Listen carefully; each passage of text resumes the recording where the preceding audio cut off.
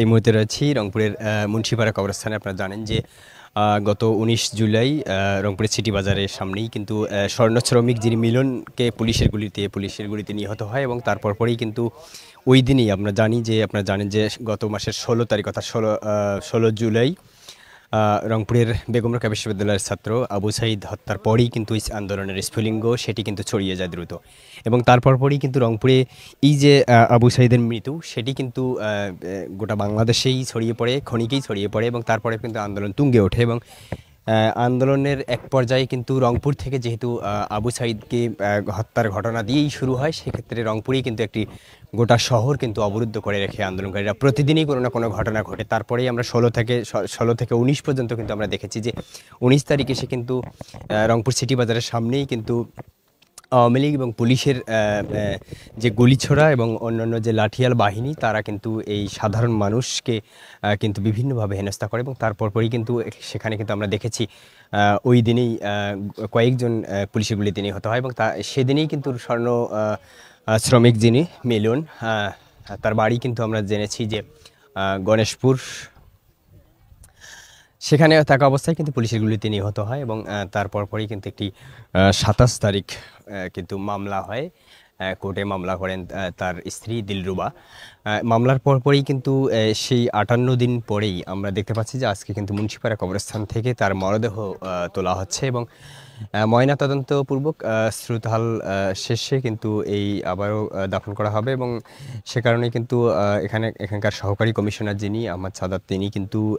এসেছেন এবং তার উপস্থিতিতেই ময়নাতদন্ত করা হবে এবং করা হচ্ছে বা তার উপস্থিতিতেই কিন্তু কবর থেকে লাশ উত্তোলন করা হচ্ছে এবং সেটি কিন্তু ময়নাতদন্ত শেষে আবারও কিন্তু এই মুন্সিপাড়া কবরস্থানে দাফন করা হবে। দর্শক, আপনারা দেখছেন যে আমরা কিছুক্ষণ আগে শুনছিলাম যে এই মিলনের যে স্ত্রী তিনি কিন্তু বলছিলেন যে তার স্বামীকে যিনি মেরেছে এবং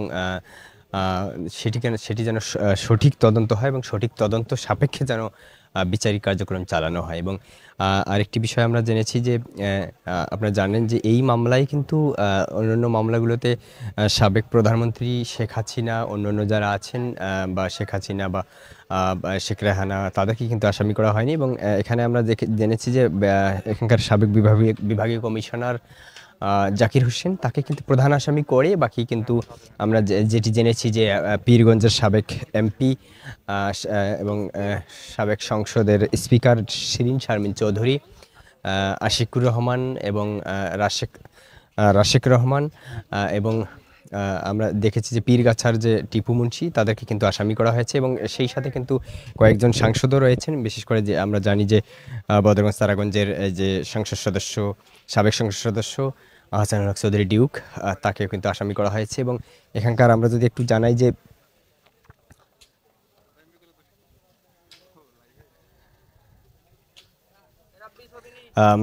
জানাই যে এই বিভাগীয় কমিশনারের পাশাপাশি এখানকার পুলিশ কমিশনার জেলা প্রশাসক মোবাচ্ছের হাসান তাকেও কিন্তু আসামি করা হয়েছে।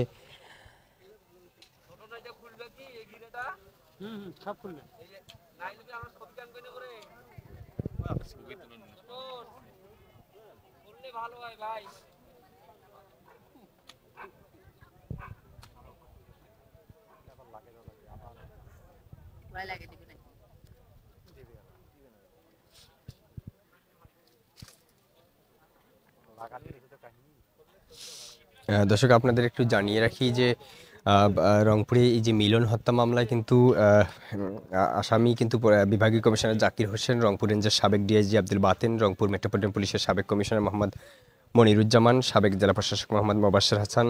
রংপুর জেলার সাবেক পুলিশ সুপার শাহজাহান, অতিরিক্ত police super A circle Hossain Mohammad Raihan, অতিরিক্ত police super B circle Abu Ashraf Siddiqui, পাশাপাশি কিন্তু সাবেক সংসদ সদস্য নাসিমা জামান ববি, যিনি এখানকার রংপুর সদরের কিন্তু সংরক্ষিত আসনের সংসদ সদস্য ছিলেন এবং জেলা আইনজীবী সমিতির সভাপতি আব্দুল মালেক, সাধারণ সম্পাদক আব্দুল হক প্রামাণিক, আওয়ামী লীগ নেতা রাশেক রহমান, সাবেক সংসদ সদস্য আবুল কালাম মোহাম্মদ আহসানুল হক চৌধুরী ডিউক, জেলা আওয়ামী লীগের আহ্বায়ক সাদাত হোসেন বকুল, মহানগর আওয়ামী লীগের সাবেক সভাপতি শফিয়া রহমান শাফি ও সাবেক সাধারণ সম্পাদক তুষার কান্তি মণ্ডলের নাম উল্লেখ করা হয়েছে। এছাড়াও আরও অনেককেই কিন্তু অজ্ঞাতনামা করা হয়েছে এবং আমরা দেখেছি এর আগে কিন্তু কয়েকটি এই রংপুর শহরে কিন্তু বেশ কয়েকটি মামলা হয়েছে এবং সেক্ষেত্রে কিন্তু মিরাজের মামলা আমরা কিছুদিন আগে দেখেছি, সেখানেও কবর লাশ উত্তোলন করা হয়েছে। সাজ্জাদের মামলায় সেখানেও কিন্তু কবরের লাশ উত্তোলন করা হয়েছে এবং তারপরেই কিন্তু 58 দিন পরে আজকে এই যে স্বর্ণ শ্রমিক যিনি মিলন রংপুর সিটি বাজারে পুলিশের গুলিতে নিহত হয়েছিলেন এবং সেখানে কিন্তু একটি মামলা করা হয়েছে এবং তার স্ত্রী দিলরুবা তিনি কিন্তু মামলা করেছেন। এই মামলায় কিন্তু আমরা দেখতে পাচ্ছি যে এই মামলা করার ফলে কিন্তু আজকে 58 দিন পরেই কিন্তু সেই লাশ উত্তোলন করা হচ্ছে এবং এখানকার কিছুক্ষণ আগে এই স্বর্ণ শ্রমিক যিনি মিলন মুসলিম উদ্দিন মিলন তার স্ত্রী তাকে তার বক্তব্য শুনছিলাম এবং তিনি কিন্তু বলছিলেন যে যারা আমার নিরপরাধ স্বামীকে এবং তিনি বলছিলেন যে যারা তার নিরপরাধ স্বামীকে হত্যা করেছে এবং পুলিশ গুলি করে হত্যা করেছে তাদের সুষ্ঠু বিচার তিনি দেখতে চান এবং তিনি বলছিলেন যে এই মিলনের কিন্তু দুটি সন্তান রয়েছে, একজন ক্লাস 7-এ পড়ে আর একটি ছোট। সেই বিষয়টিও কিন্তু বর্ণনা করছিলেন মিলনের স্ত্রী এবং তিনি আরেকটি বিষয় বলছিলেন, বারবারই কিন্তু বলছিলেন যে আমরা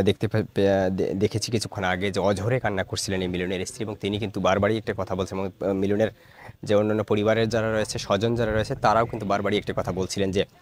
বিচার যেন সুষ্ঠু হয়, এই সুষ্ঠু বিচারে যাতে কোনো ধরনের গাফলাতি না থাকে, কোনো ঊর্ধ্বতন মহলের যাতে গাফলাতি না থাকে, কোনো বড় কোনো নেতৃত্বের গাফলাতি না থাকে, সে কারণে কিন্তু সুষ্ঠু বিচার বারবারই চেয়েছেন এই মিলনের স্ত্রী দিলরুবা।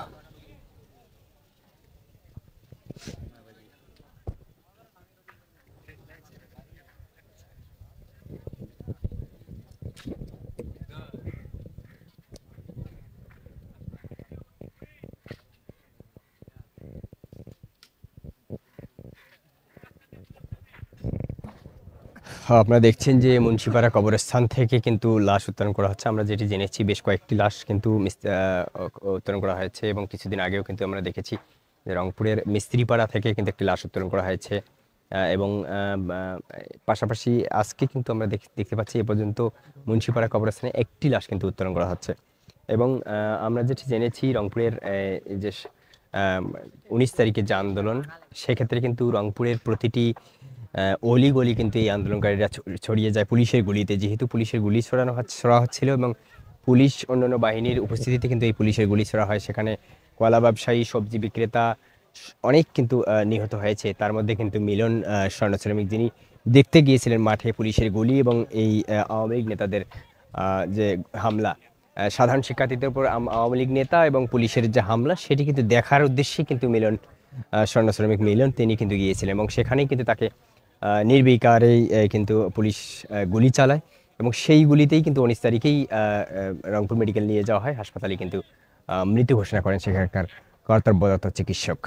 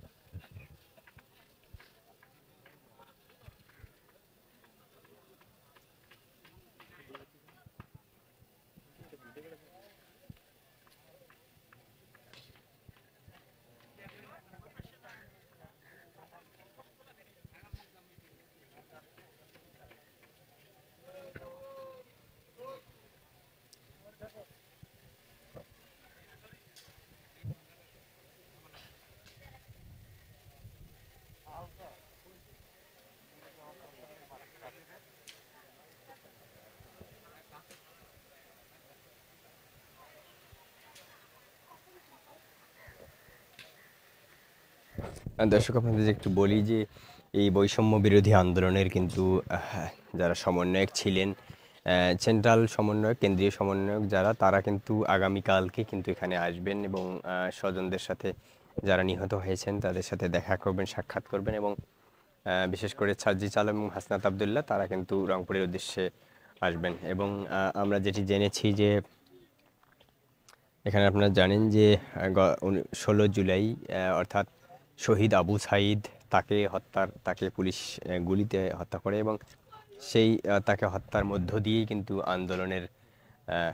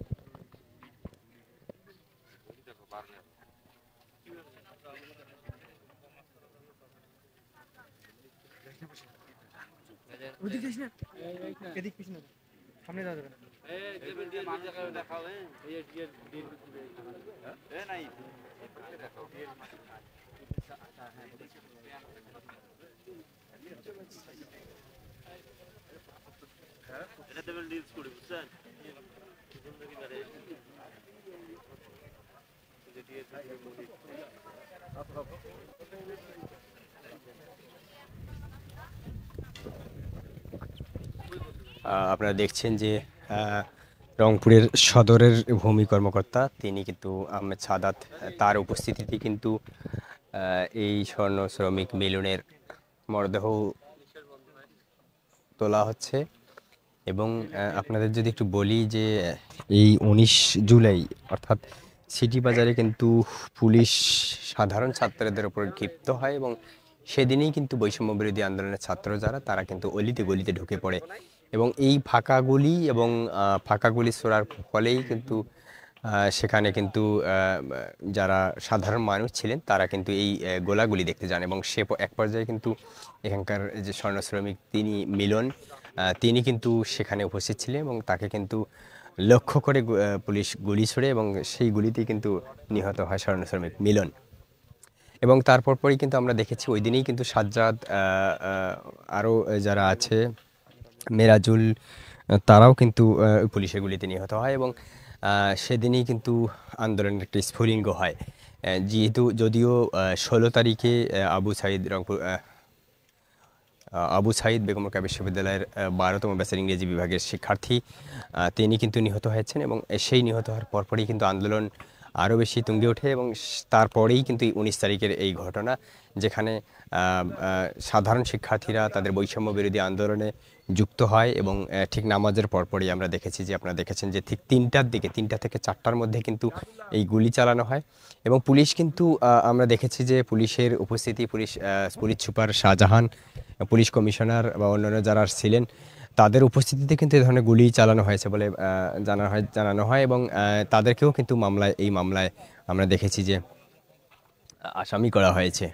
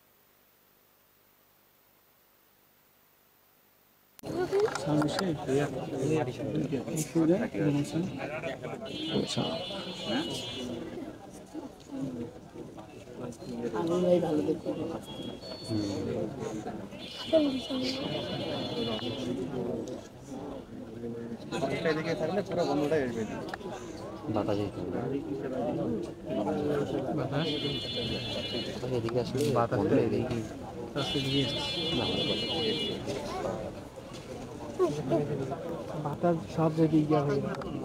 সেলিংয়ে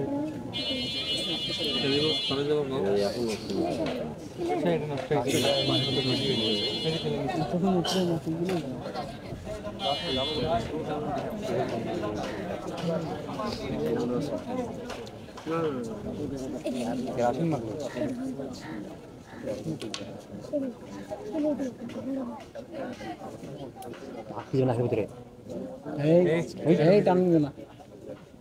কি যাবে কিন্তু পরে নিয়ে যাবে তুমি দেখে রাখি আজকে বলে এক বাচ্চা বলে মারা গেছে ভাই তাহলে বাচ্চা যেদিন মারা গেছে তারপরে যেদিন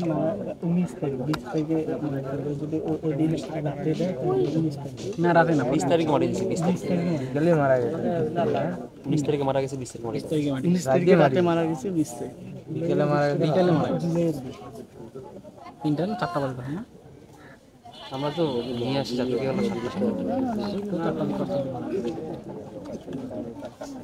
আমরা কি আছে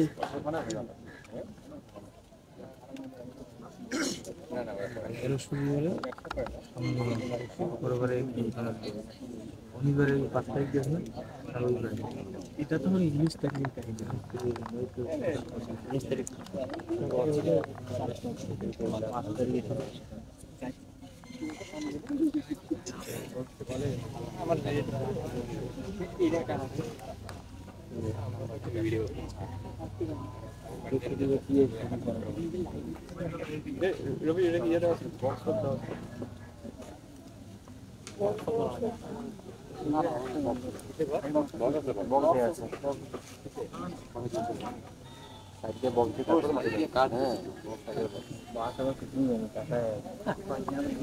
আবার আমি এইখানে যাবো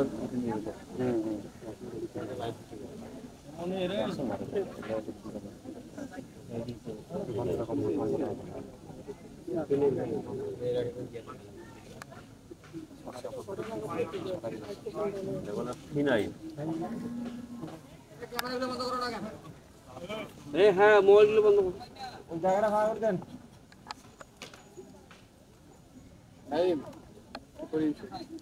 হ্যাঁ দূরে দেখো হ্যাঁ